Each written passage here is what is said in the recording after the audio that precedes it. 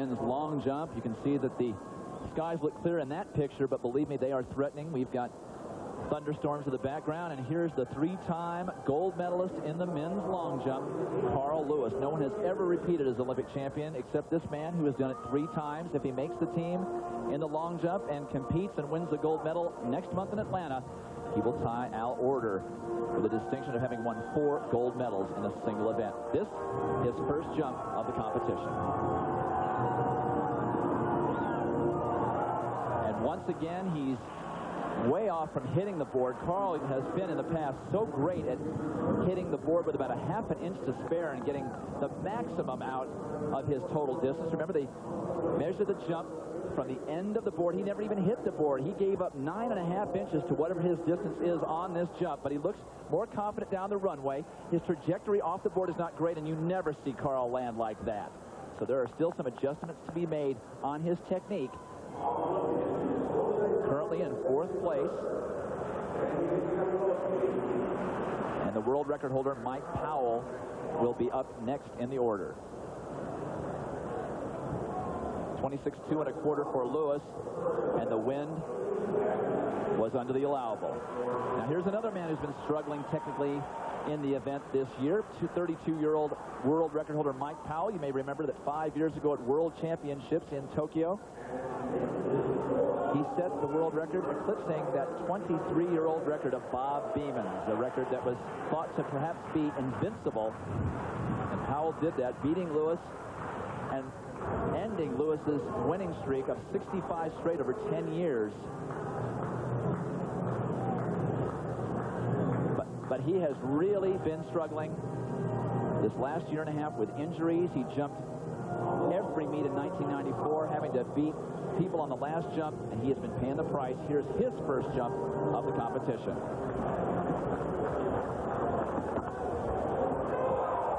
And a good pop off the board for Powell on the first try. He looks somewhat tentative down the runway from what I've seen from him in the past. Unfortunately for Powell, a long foul. And that's been the book on Mike Powell. You might remember 8 years ago at the Olympic trials in Indianapolis, as you see, he fouls by less than an inch. His nickname was Powell the Foul. Barely got into the final 3 jumps and made the team on his final jump. He counts that competition and that come-through performance as one of the biggest moments of his long jump life, because he had not made that team and eventually won a silver medal in '88. He may have quit the event altogether. Bob, plenty of excitement down here. This is Jumpin' Joe Greene. This is his first round attempt. Look at the smile on his face. No pressure for Joe. He's been here before. First trip down the runway, and he put himself right in the middle of things with that pop, and he knew it was a good one as soon as he hit the board. 27.4 1/2 with just a little too much wind.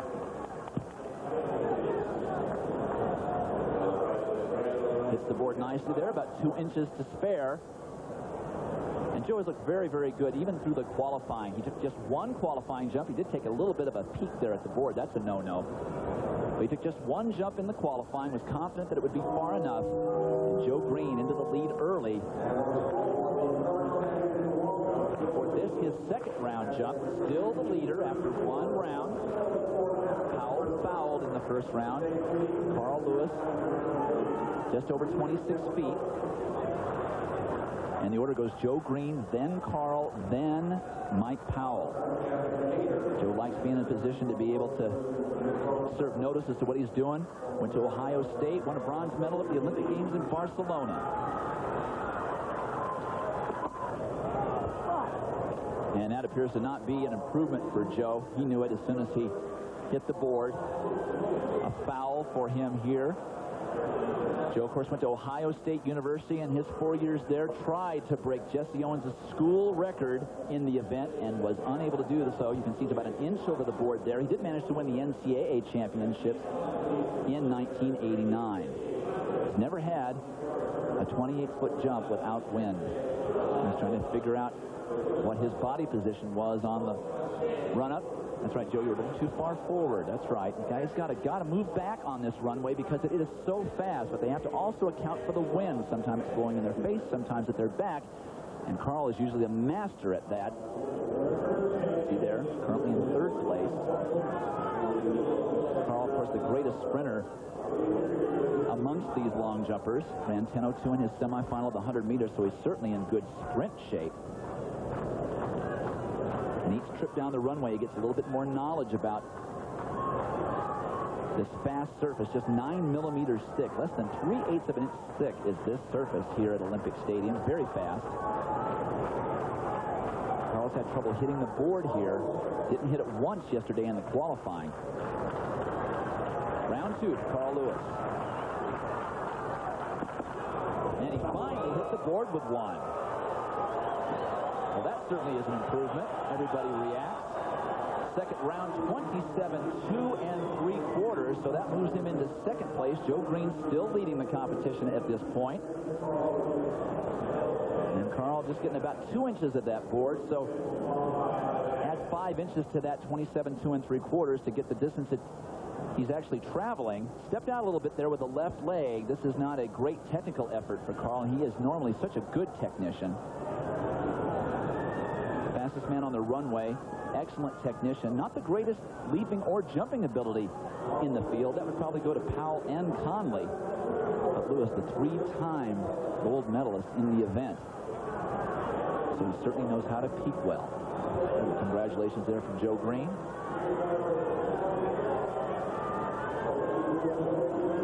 And that will bring us to Mike Powell, the world record holder. You can see the look of concern on his face. Mike had a terrible 1995. Finished third at the World Championships, which may not sound so bad, but it's the lowest finish by an American in a championship event in a long time. Powell also having trouble with his speed down the runway as well as his technique. UCLA, also University of California, Irvine, where he was a high jumper, long jumper, triple jumper, and 200-meter runner. Asked me why did I never work with him on the long jump when he was at UCI. I said, your coach told me you were not going to be a high jumper, so to leave him alone.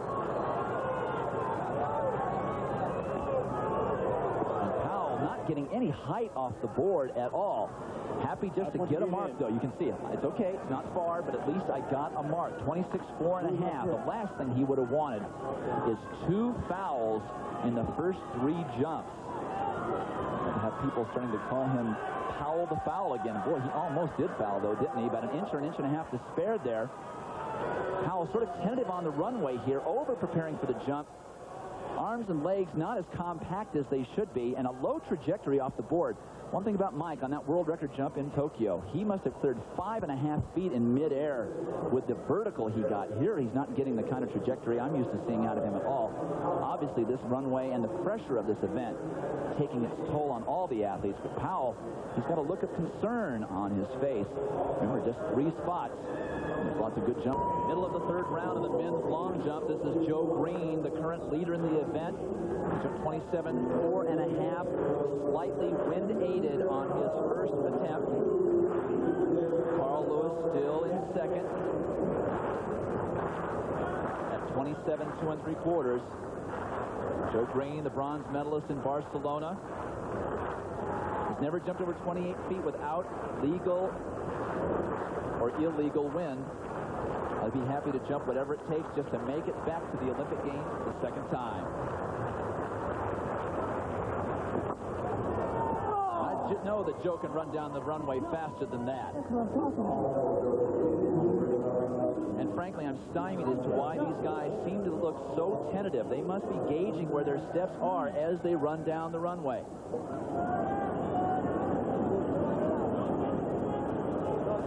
Fouled by about 2 inches. They need to just move it back and go for it. He's got 3 jumps left. There are no changes in the order at this point. He will jump last. So if anybody were to catch fire and have him find himself out of the top 3, he would be the last man able to respond, as his 6th jump will be the last jump of the competition.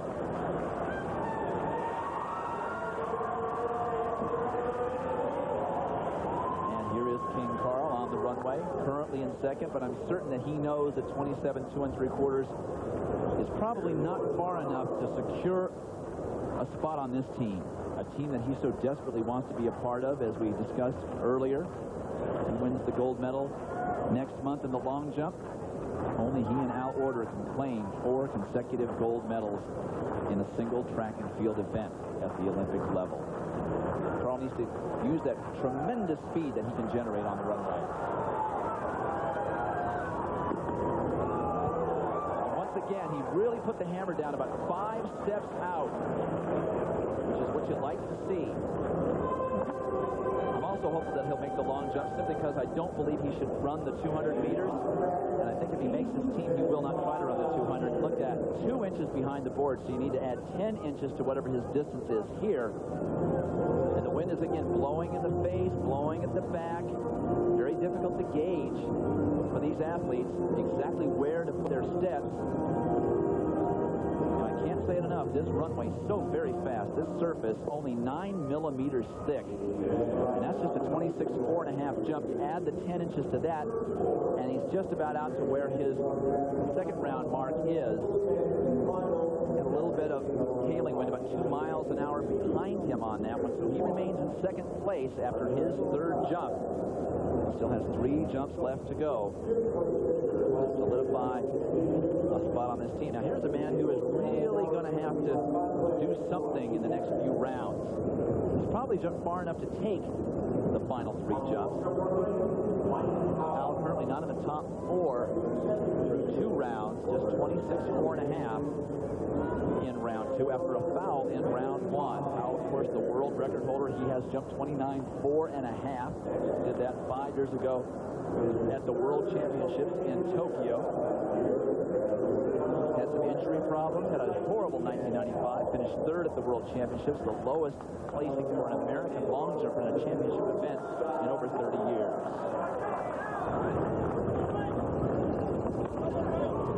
And again, Powell's trajectory off the board just not right for him. Way too much horizontal, no vertical, and he knows it.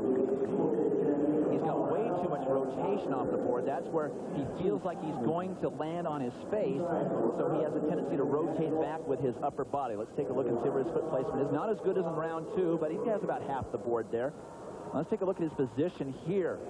Look at that. He's just wildly flailing his arms and legs here. That's a really sloppy landing for Powell, and he knows it. He looks back and sees how much sand he displaced in the pit, knows he's not jumping well. He's really just going to the well, doing anything he can to make this team.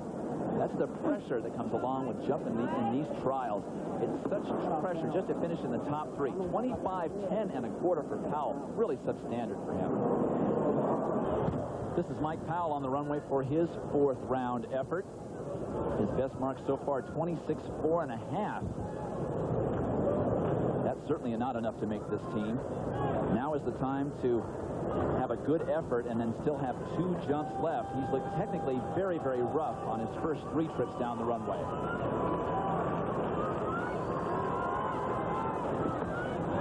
Speed looked much better that time, but you can tell he's not pleased with the effort, and he knows he's also running out of time. 2/3 of his efforts are already behind him. Only 2 jumps left in this competition for Mike Powell. Got about half the board, so gave up about 3.5 to 4 inches here. Speed did look better to me on that one. Settling a little early, though, and just not getting the pop off the board. 32 years old, all the meets that he's jumped in the last couple of years certainly must be taking their toll. Look of concern is etched all over his face. He's not in the top 3 now, and he knows he's running out of time. Carl Lewis now up on the runway, and Carl can see that there's starting to get to be a lot of crowding in that low 27-foot area. Maybe it's time to pop a big one and put this thing away. 5 athletes between 27 feet and 27.4.5. That's a very nervous situation. Now remember, they've reversed the order here for the last 3 jumps. So Carl is jumping next to last. Joe Greene will jump last. What can you say about Carl Lewis, the most prolific 28-foot jumper in the world for so many years? Probably actually broke the world record way back in 1983 at the Olympic Festival with a half-inch scratch. Good speed down the runway, but didn't really look powerful off the board on that particular jump. The tension has got to be very, very thick on that backstretch. With 4 or 5 athletes vying to make this 3-man team, Gave away about half the board on that one. Let's see if he sneaks a peek at the board. Not that time. Did step out again on the left, and he's not extending into the pit. He's not getting that full extension that we're used to seeing from Carl. And he's out of position there. His upper body's ahead of his lower body. And that's not a good situation for Carl. We're so used to seeing him pop 28-foot jumps at will. 27.2.5 for Lewis. So just 1 centimeter behind his best of the day of 27.2 3/4. So no improvement. At least he has the advantage of watching all of the 6 athletes before him. The only person jumping after him in any round is Joe Greene, who is the current leader. So Carl still has 2 attempts to improve his distance. And here is our leader through 3 rounds of the men's long jump competition. Joe Greene, 29-year-old from Wright-Patterson Air Force Base in Ohio, married to Susan Tietze Greene, who is the world indoor champion, third place in the World Indoor Championships in the long jump a couple of years ago. Joe, the current leader. I think each time down the runway, each of these athletes thinks they're going to hit the big one. And when it doesn't happen and doesn't quite feel right, they're perplexed as to why it's not happening. Hello, guys. There's a little pressure out there. Gets on the board, about 2 inches or so to spare. That's fine. Nothing wrong with being there. Good focus. A little bit too much up and down the last 3 or 4 strides. He looks back. He expects to see a lot more distance between where he landed and where the board is. Wind doesn't seem to be as big an issue now. It's just barely blowing in their face or at their back, less than a mile an hour. So that's certainly not an issue. 26.2 1/4 for Greene, not an improvement. So that is the end of round 4. All right, thank you, Dwight. There is Carl Lewis preparing for his 5th jump. Still in 2nd place, still provisionally on the Olympic team, but there are still 2 jumps to come. Round 5, and the screws begin to tighten.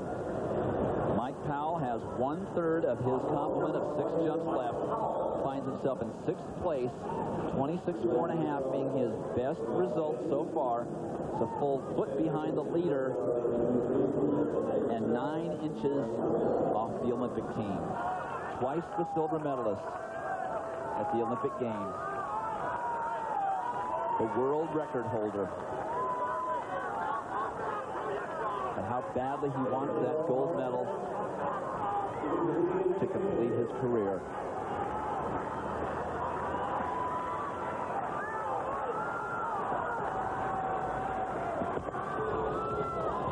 Struggling down the runway. Everything he has, he's putting into trying to get some speed on this incredibly fast runway, and it's just not happening for him. His legs appear dead. Not only are they not taking him down the runway, tremendous foot placement. He got almost all the board there. Not only are they not getting him down the runway, they're not getting him off the board. There's no pop. It's like he's spending too much time on the board. And because he has so many muscles contracted, his technique is a shadow of its former self. Make no mistake, he's not the greatest technician alive anyway. He's just a phenomenal leaper and jumper. But without the technique, it's awfully difficult to compete at this level. Mike Powell down to his last jump, 26.9 on that one. An improvement for Powell in distance, but not an improvement in place. Tension starting to mount for this 3-time Olympic champion in the long jump. Stands currently 2nd, but boy, is there a lot of bunching going on. Just 3 1/4 inches between the top 4. Lewis currently 2nd. He's got to love this reverse order of jumping, that after the first 3 jumps, they put the leader last and the 8th person first. So the only person that he sees jump after him is a man who's already leading the event, Joe Greene. If anybody pops one in the last round and displaces him from this team, he can respond.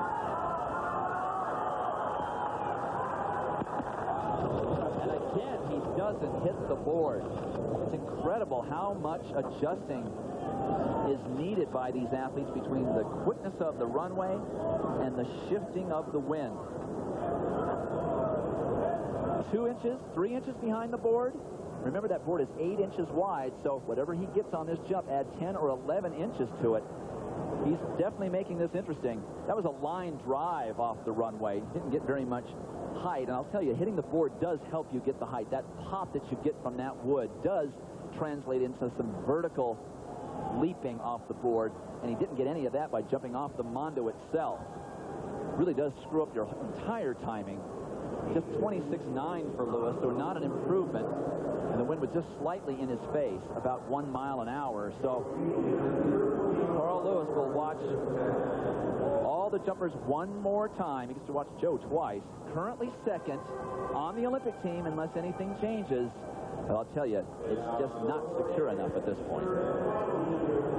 No question about it, Dwight. What a situation. The two-time Olympic silver medalist and world record holder is not on the team. Can he jump over 4 other athletes in his final attempt? We'll find out in just a moment. Stand by for more from Atlanta.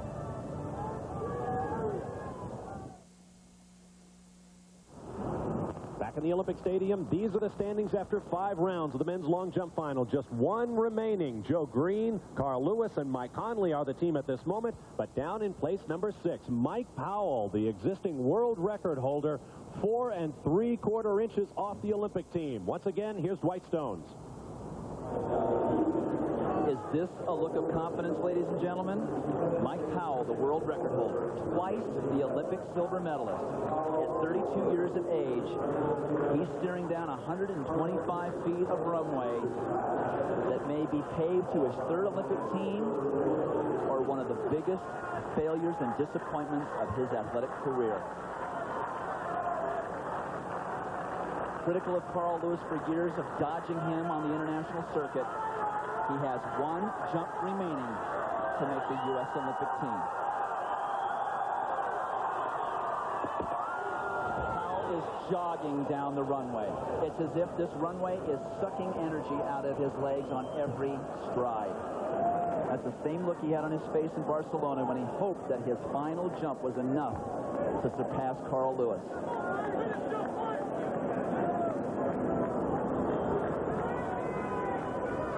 Can't say he left it all on the board, but he needs more speed than that. Look at the way he dropped his arms on that one.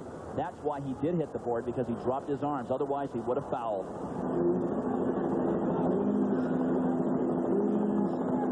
It'll be a long summer for Mike. 27,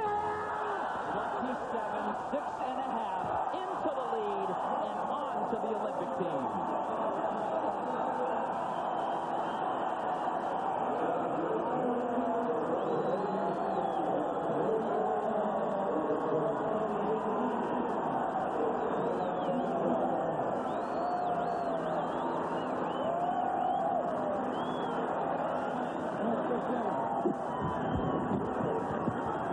Of 1988 when Mike Powell had to do the exact same thing on the 6th and final round to knock Gordon Lanes off the Olympic team. He went on to win a silver medal, and he credits that one jump as the reason why he won Olympic medals and set world records.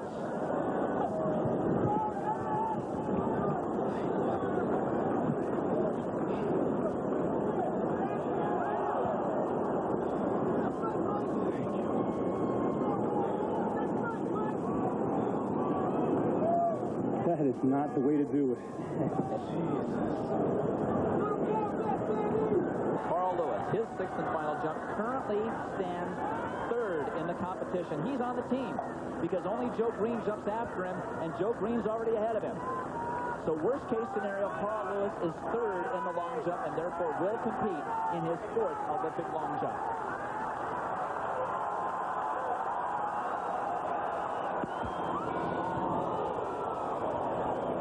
A pretty nice looking jump. Of course, the pressure was off. He knew he was on the team. So Joe Greene, Mike Powell, and Carl Lewis will be the Olympic team in the men's long jump. Mike Powell pulling it out on a dramatic 6th attempt. Carl, again, only getting a little piece of the board. Add about 6 inches to whatever his distance is here. Sprinting down the runway. Boys, he's been sprinting a lot this week. He's stepping out with that left leg. I think he'll be interested to see the film from this meet to show that that is a huge technical flaw that he needs to address between now and the Olympic Games. 27 feet a half inch on his sixth jump, not an improvement, but he is on the Olympic team for the 5th time. Remember, he made the team in 1980 when he was just a youngster. And he gets their congratulations from a now very elated Mike Powell. Joe Greene, the last jumper in the men's long jump competition, can now relax and jump for the victory. But really, the victory is already assured. He's on the team. That's what these trials are all about. First, second, third is pretty much the same. All winners. Boy, are these guys tired. They got a little conditioning to go through to get used to this heat and get used to this runway when they jump 6 weeks from now in the Olympic Games. And just like the previous 2 Olympic Games, there's a very, very good chance that it could be a U.S. 1-2-3 sweep of the medals right back here on this runway in 6 weeks. Joe Greene only gets a little bit of the board on that one. Should add about 7 inches to his result. He's actually looked the fastest down the runway of everybody. Of course, Carl's faster, but Joe has actually come the closest to his speed potential on the runway today. But there are no style points in the long jump, ladies and gentlemen, only results. And Joe Greene knows he's going back for a second trip to the Olympic Games. Mike Powell first, Joe Greene second, and Carl Lewis making his 5th Olympic long jump team. All right, thank you, Dwight. A case of deja vu from '92. Mike Powell, Joe Greene, and Carl Lewis are on the Olympic team, and look at the experience they will bring to the games here in Atlanta. Lewis Johnson is standing by with the 1992 Olympic bronze medalist and a very relieved world record holder. Mike, you finally got the job done. It was a 6th round. First of all, explain to us what was the difficulty, what was happening out there on the runway the first 5 jumps? Well, I was having problems with the wind, and so I was adjusting my step the whole time, and I was pressing, and I think I just let my head get into it too much. In the last jump, I went back there, and I made a prayer, and I said, please, Lord, let me get on this team. And I just let the adrenaline take me, and it was an ugly jump. But I just stuck at the landing, and I'm just so happy that I made it. Lots of athletes are having trouble with a fast but hard track. Was that part of your problem, too? Well, I think the track was fine. I think that maybe I warmed up a little bit too hard today. I was a little excited, especially after yesterday jumping one the qualifying round. And I may have took it out a little bit too hard, so it took my body a while to come back. But, you know, I don't care. You don't get judged on style points here. It's just about the distance, and that's all that counts. All right, great job, man. Joe, same 3. You're in there again. Congratulations. You took the lead early on. You didn't seem to have much difficulty with the steps. Talk about the competition. I knew that my foot was hurting me a lot, my hamstring was sore. So just like the last time, I told myself that I better get a good jump in the beginning. So I just relaxed and got the first jump. And then after that, I started getting kind of greedy. But I thank God because, you know, I'm so blessed to make it again because all the stuff that's going on in my life right now. I'm just so thankful. And I just hope that Atlanta would be better. Now, listen, all the guys around the world are watching to see who's made the team and how they've jumped. But you have an advantage, or is it an advantage to have already jumped on this surface? I think it's an advantage because you can kind of get a feel for the wind. The wind is kind of swirling here, but it's a great track. They did a great job putting this track together, and I'm so happy to jump in the Olympics in America. So I just thank God. All right, Joe, great job, and thanks a lot. Bob, back to you. All right, thanks very much, Lewis. And there is the man, Carl Lewis, who is firmly now on the Olympic team. And we'll be back to hear from him in just a moment. Stand by for more from the final U.S. Olympic trials in Atlanta.